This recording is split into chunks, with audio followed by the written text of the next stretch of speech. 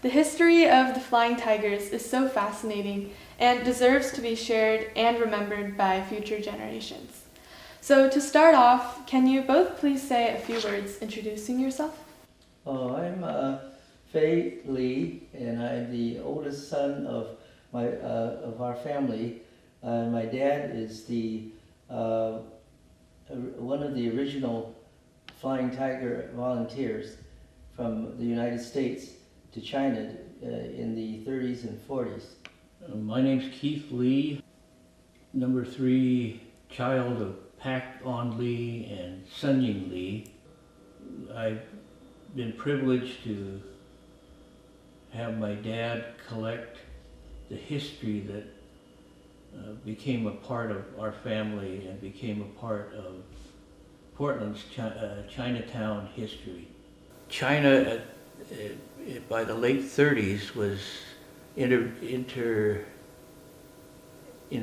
by Japan, and Japan decimated what was China's Air Force, and they were flying old airplanes, biplanes, very primitive. But Japan had modern aircraft, and they decimated China's Air Force.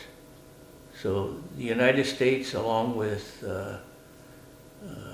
China, worked out an agreement in which they formed a group called the CAMCO, C-A-M-C-O, which stands for Central Aviation Manufacturing Company. They would offer Chinese Americans the opportunity for aviation careers.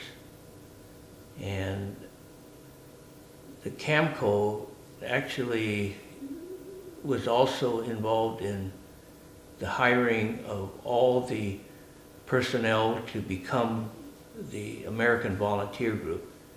And the formal name is actually the First American Volunteer Group. But the AVG was hired to become China's Air Force. So you'll see, I think,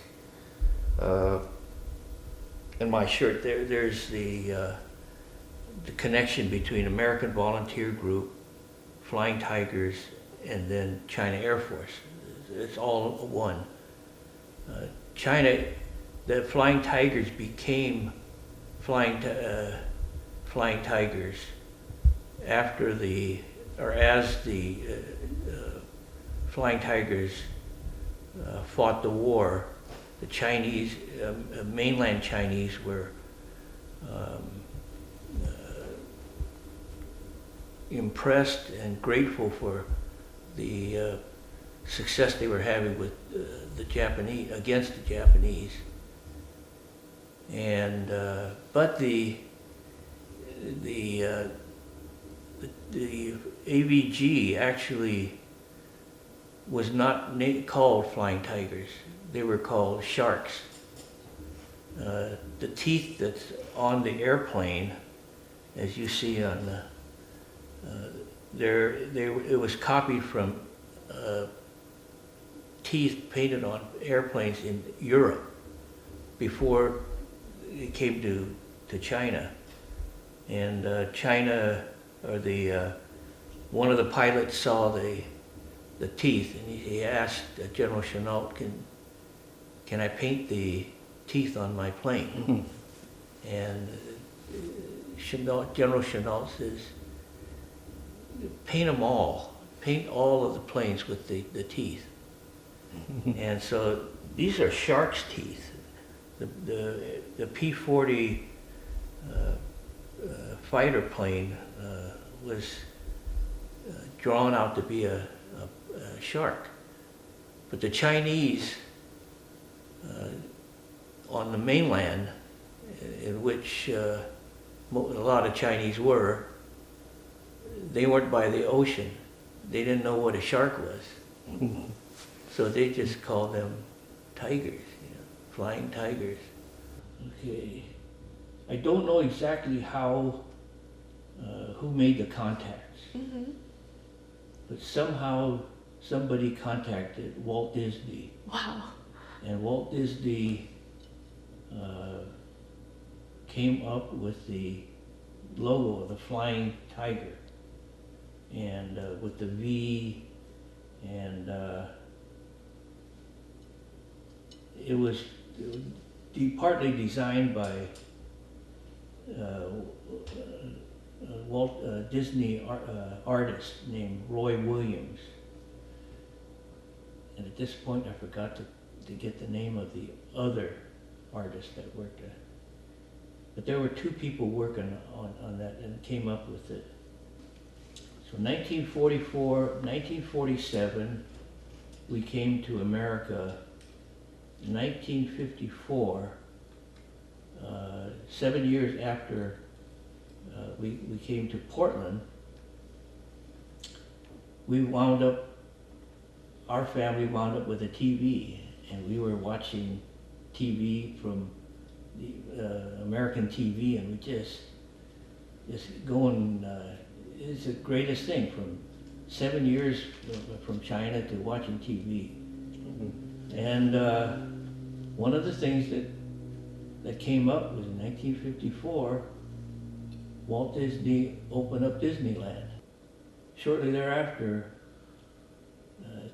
Disney put on a show called the Mickey Mouse Club. Along with Jimmy Dodd and the Mickey Mouse Club, there was a large fella with Mickey Mouse ears on, and his name was Roy. Big man, and he drew characters during the show every once in a while. And the very same Roy That's had the designed. Roy that designed the AVG logo. Wow, Yeah. that's Too incredible. bad we didn't know about it. I would have liked to have met him. And so, along the same line, your father, Mr. Pakon Lee, was one of the original 8 Chinese Americans Correct. that served in the Flying Tigers. Do you have any special stories or memories about your father that you'd like to share? A lot. A lot, yeah. Yes. My father and mother were married when they were teenagers, Mhm. as arranged marriage in China. So he was sent by his father, who was living in eastern Canada, Mhm. to come to the United States.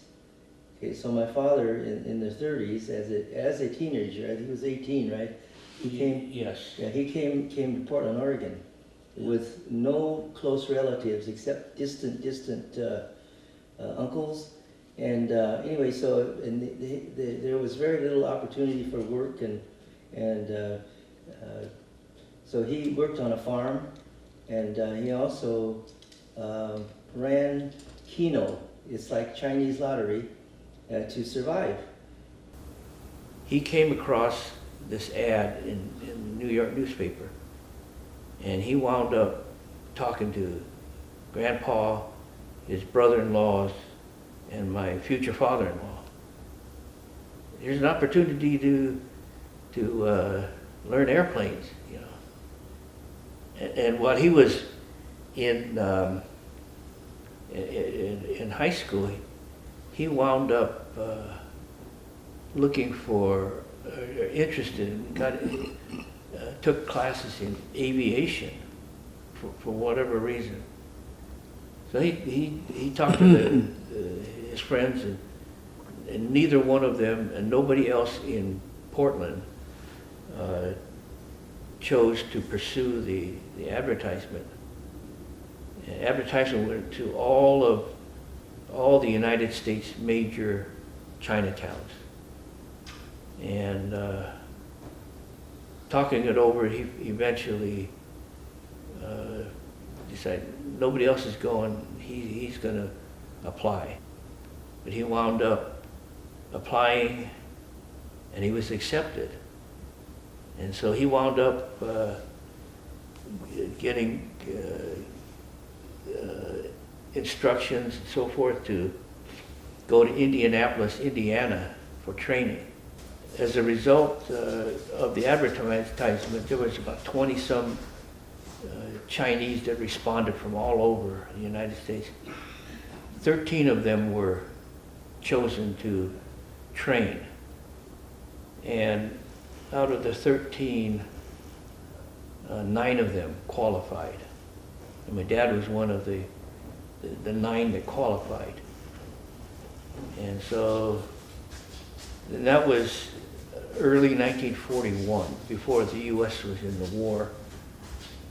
And he trained for 3-4 months in Indianapolis. And then they wound up in Rangoon, Burma, Myanmar. And then they find out they were then called the American Volunteer Group. And they became the China Air Force. So 9 Chinese were on one ship sailing to Burma, and they got to Burma, went to Kunming after they trained and assembled their airplanes, and reached Kunming on the day before or the day of the bombing of Pearl Harbor.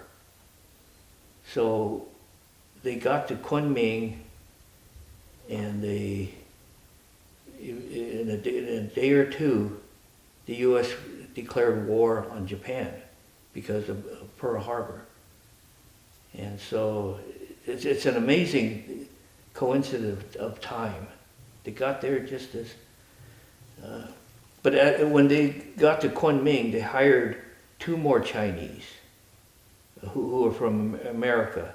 One is a truck specialist working for Ford Motor Company, and another was a doctor who from San Francisco. So all told, there were 13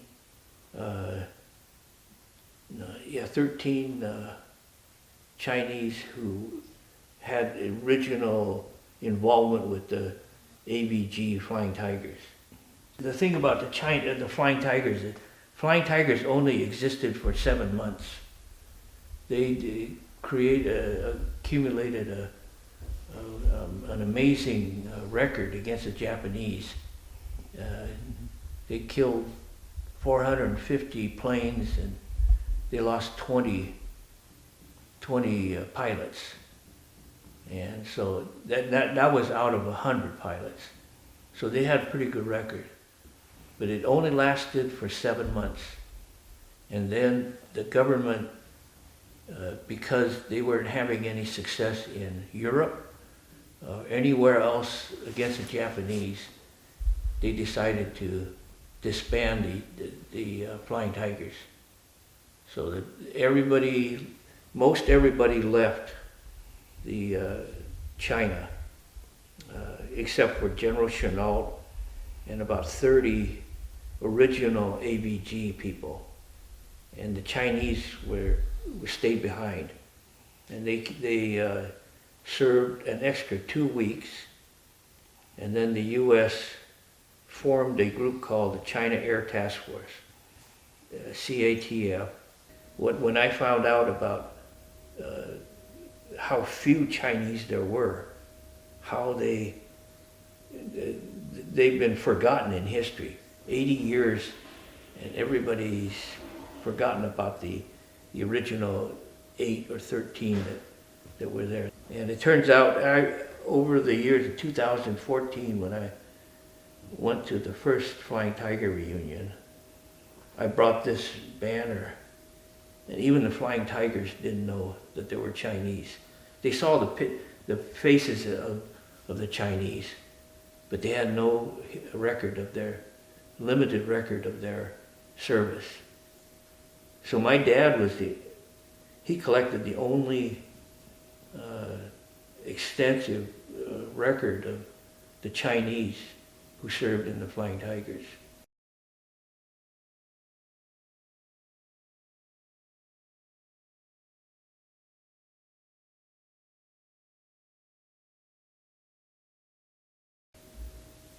But there were 2 other Chinese that had, I don't know as much, but they had extensive collections too. but one of them sent his collection home to their parent, to their family, to his family, and they lost it. So they don't have that record anymore. Another family had a very extensive collection, but his son was playing in the closet one day with a lighted candle in a pumpkin, and he and a friend left the closet and left the house with the candle still burning in the pumpkin, and burned their house down, and he lost all the collection. So I've been blessed to have what I have from my dad. See, my mother was in Nama, Taishan, Village. a village about 800 to 1,000 miles From the fighting front. from Kunming. So we're pretty close to Hong Kong. She was in the she moved after marriage.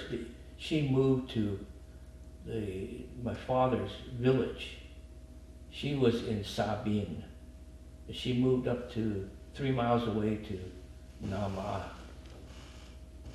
and lived from 35 to 1942. And she was a Cinderella life. Cinderella is not a very Comfortable. it's not a comfortable life. Yeah. She was, taken care Like of. a maid, like a servant. Yeah, and so she, by 19, and then taking care of also her brothers at the same time. 2 younger brothers were born. So she wound up deciding in July, when the month that the Flying Tigers disbanded, she started to figure, I'm going to leave this place.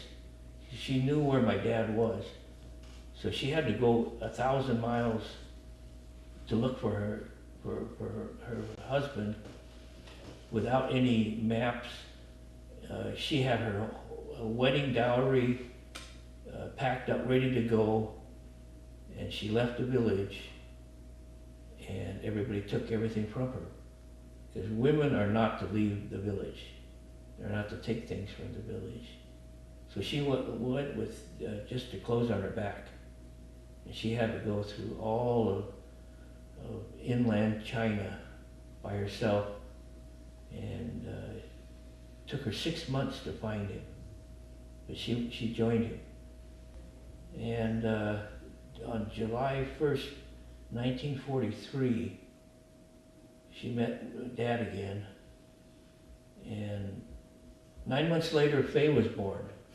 September 1943. 1943. Mm-hmm. And then she was able to live near the base.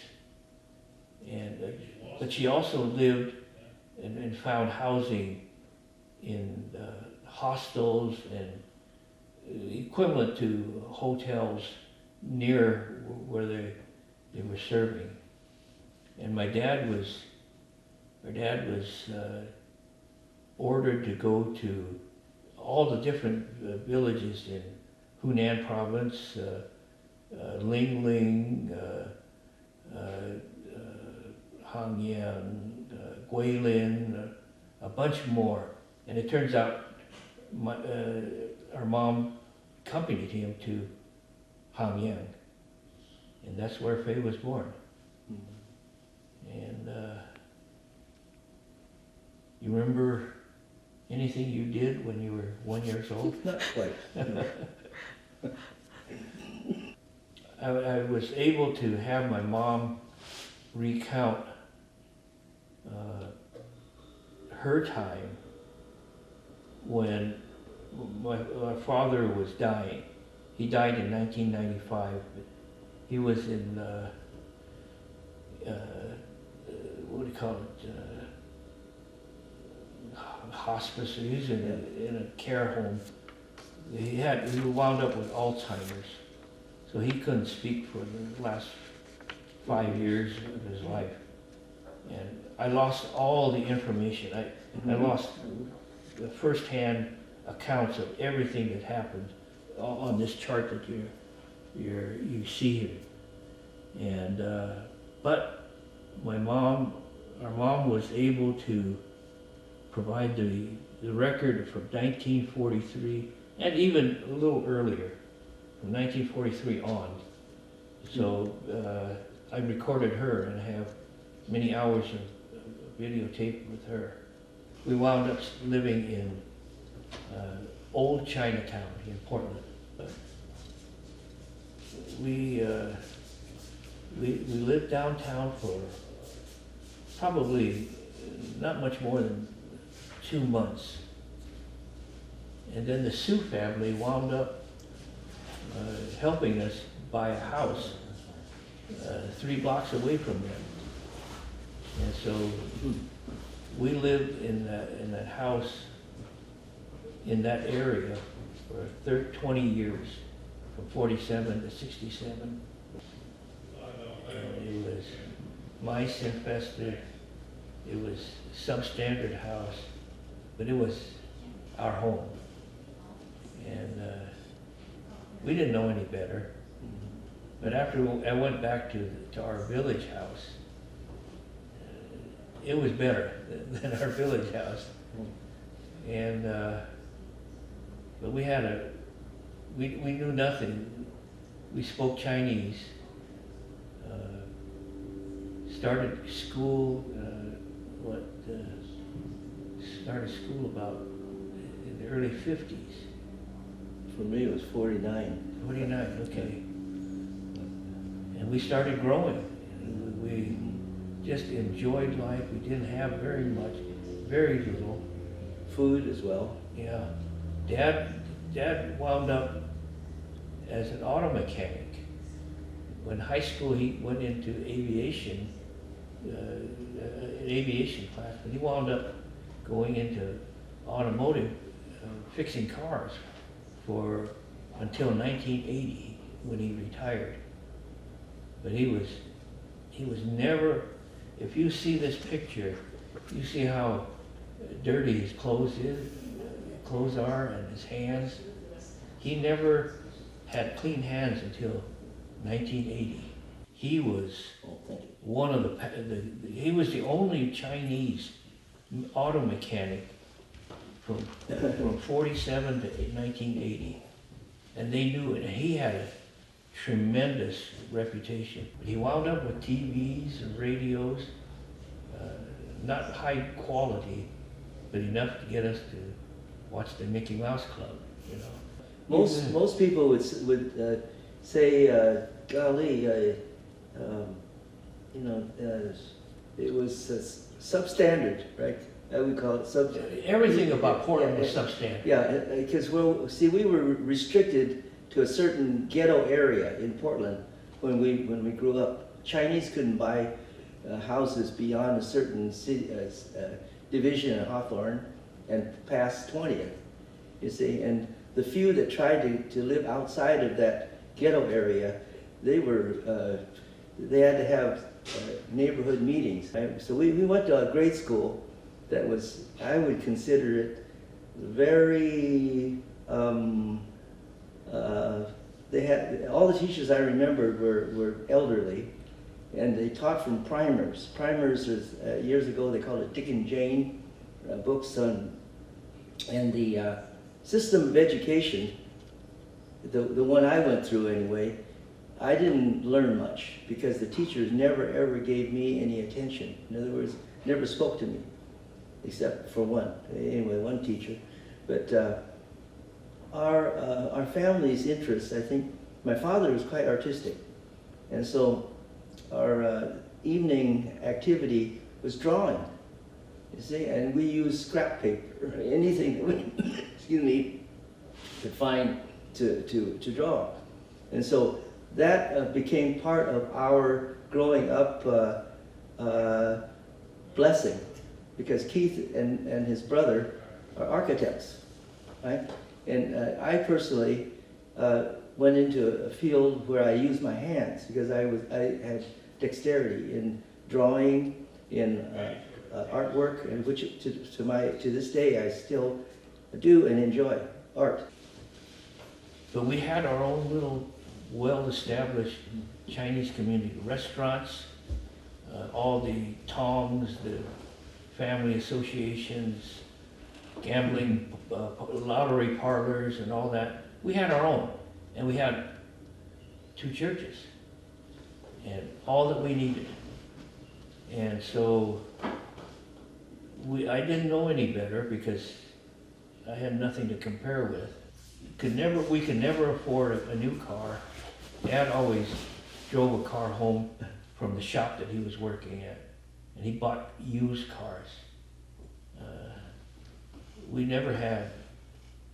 really never had bicycles, never had Nothing new. nothing new, in nothing, period. Yeah, nothing, period. Yeah, we just, that was life, you know, and With a Yeah, wood grade pile, we school. made toys. yeah, we had rocks in the basement. Sometime my dad was bought a whole truckload of rocks, and he was gonna fix the basement floor. dirt floor. Yeah.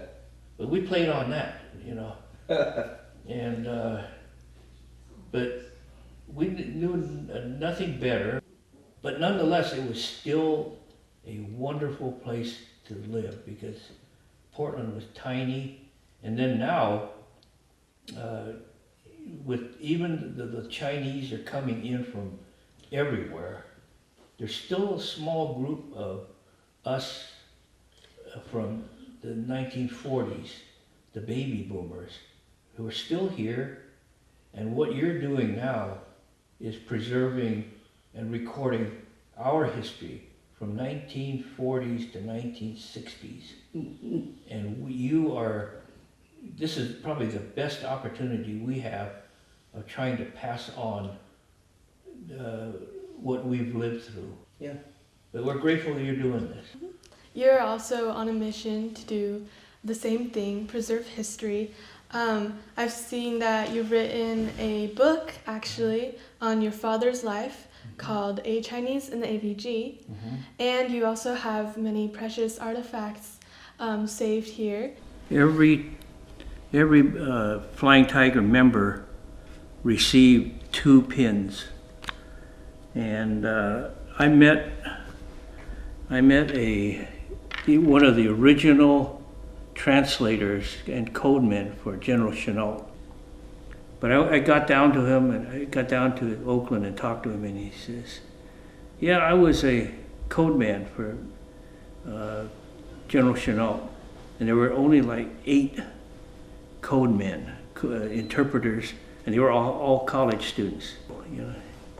Then he went back to his bedroom and he pulled out his Flying Tiger pin, and it was the same one as this, and it's not after the war, not made after the war. It was made during the war. And it also, if you look at this, there's a piece of blue enamel missing, and all the original Flying Tiger pins all have a lot of them have a missing piece, because it was not really well made. But his had a missing piece too. And so I said, okay, he's authentic. He's a real person, real Flying Tiger. About 2 years ago, less than 2 years ago, I was going through my parents' finances, and lo and behold, I found this. It was this, I don't know, next to the pin, that's the most important thing that I could imagine, that I was afraid I would never get, but I got it.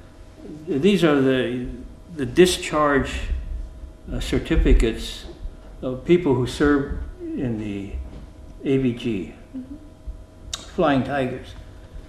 And if a person doesn't have this, they're not Flying Tigers. Okay, but this is the record of a genuine record of anybody who served with the Flying Tigers. This is priceless.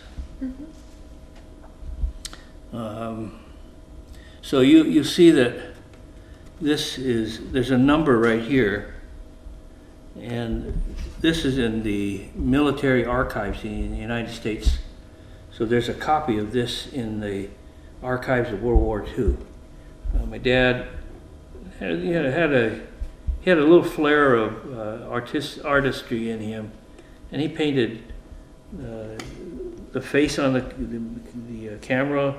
He painted his name on the camera, and that's his 14th Air Force serial number. That's his number.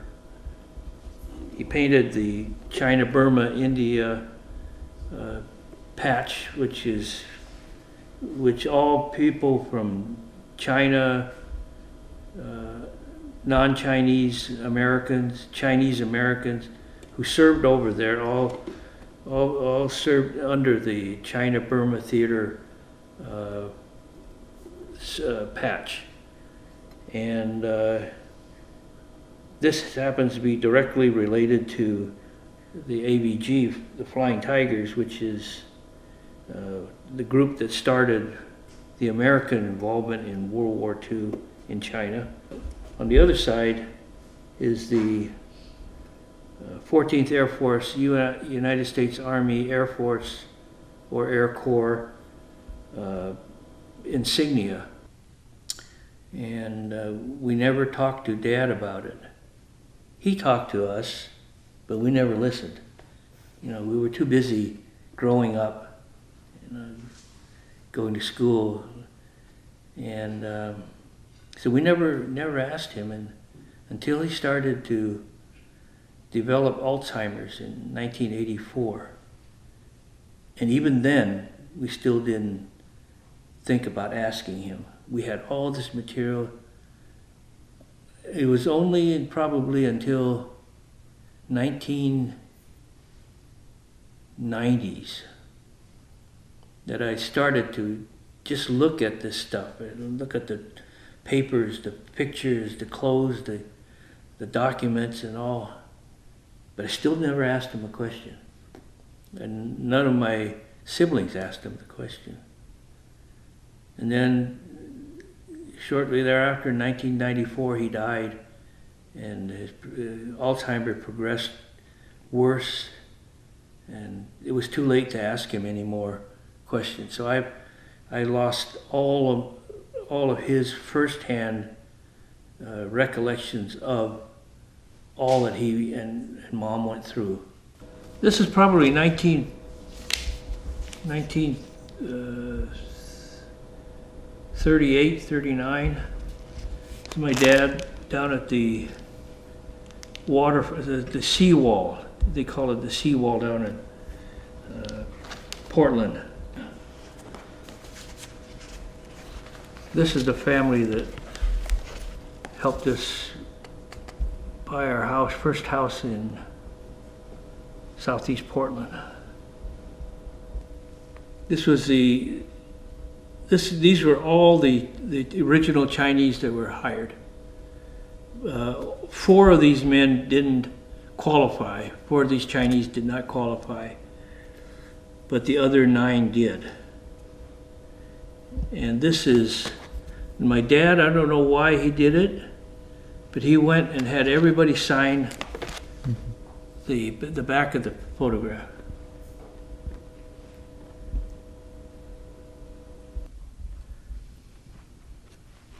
He's giving him instructions on what to do to get a passport to travel to Burma. So this is the copy of the passport.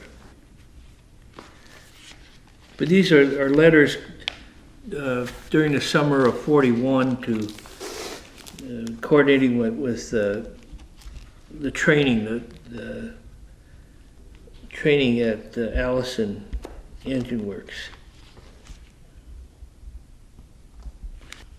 This is the official contract of my dad's for the Flying Tigers. I guess it goes this way.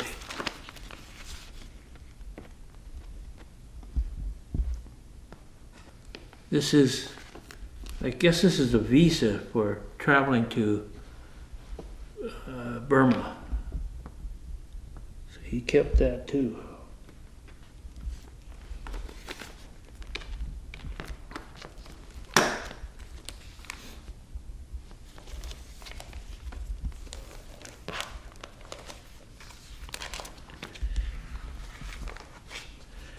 This is the first page of the letter of the incorporation of the Flying Tigers. So I'm not going to open it all up, but this is 1945. Mm-hmm. This is when the Flying Tigers became official. But this is termination of Dad's service with the Flying Tigers, it looks like.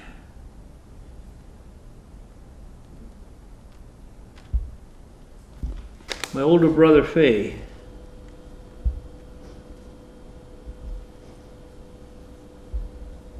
He just got himself, he just put himself in the cockpit and just to take a picture.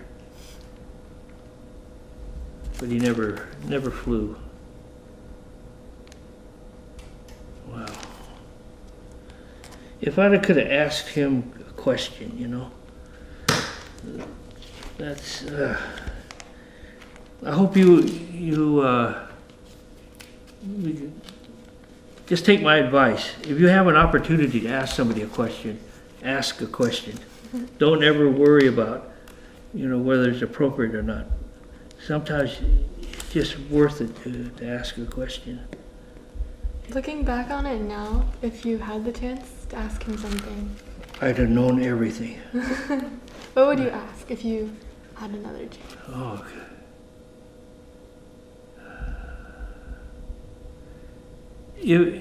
I wouldn't, because I have so much information, I'd have to ask everything about, anything about every picture, okay? Well, I never thought to ask this question. What would you ask? Just memories of how it felt to be in the war, because nobody was ever in a war, you know. And then, how'd you feel to have Mom with you in the war? And how'd you feel about having a son, and a daughter in the war?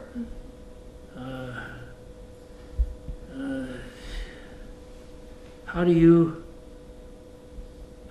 adapt to war? Were you ever afraid? Were you scared? Were you scared for Mom?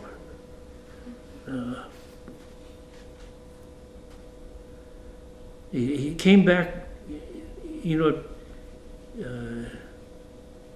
PTSD is post-traumatic stress. He never experienced anything that. He was very happy, very outgoing, and he was very caring. The reason why I did that is that first I have something left from my father, and which I didn't know about until I started looking into it. I look back at when my dad was passing, I thought, he, for whatever reason, he collected this stuff and saved it. He went from Portland to Burma to Kunming, all over China, went back to Oakland, to Portland, and he never lost a photograph or anything. Documents too. None of the documents. Mm-hmm. And clothing. Well, he lost some of the clothing, but it was valuable to him. It must be valuable. And some of these were just negatives. Yeah. You know, so Keith had a dark room, and he brought back a lot of these pictures that Yeah. we've never seen before. Whatever I was doing, I was creating history. You know, no matter what it was. So I realized that as I'm living history. You're living history. You're living history, and we're all living history. And so, what I'm doing now is I've added on to my dad's book, and his history doesn't end at the back page. And my history starts from here on out. Not only do I have the history of my history, the Flying Tiger history, Portland Chinese community history, the two churches, the schools, to some degree Portland's history, but I'm also doing my history as it connects to the creation of the world.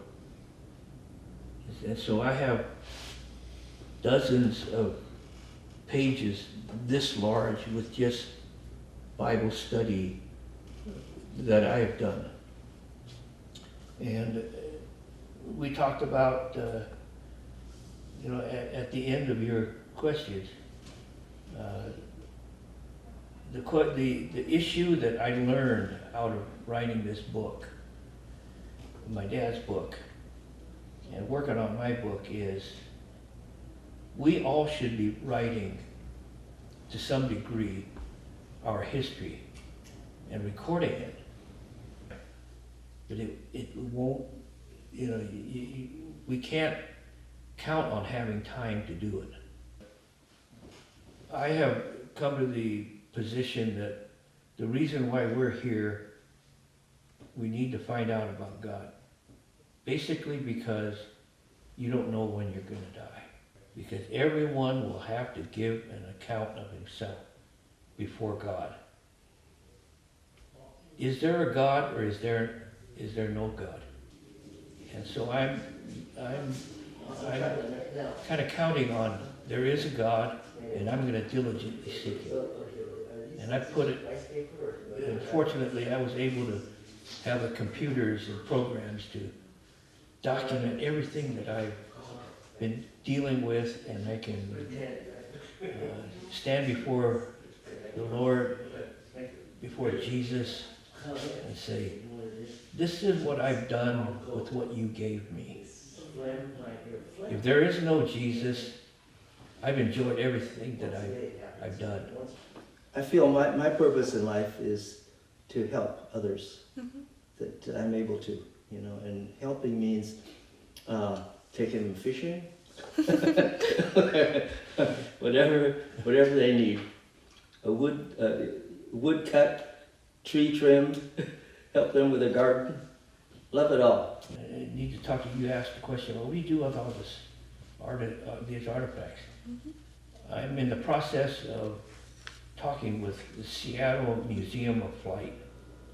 They are at Boeing Field in Seattle, and they have an official repository for ABG stuff from World War II.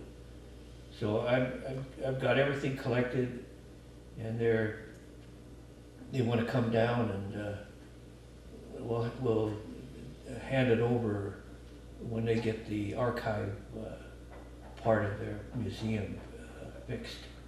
All right. So thank you both so much for being here and talking with us here today. Thank you for sharing your story, and thank you for sharing your history. Very welcome. Our history.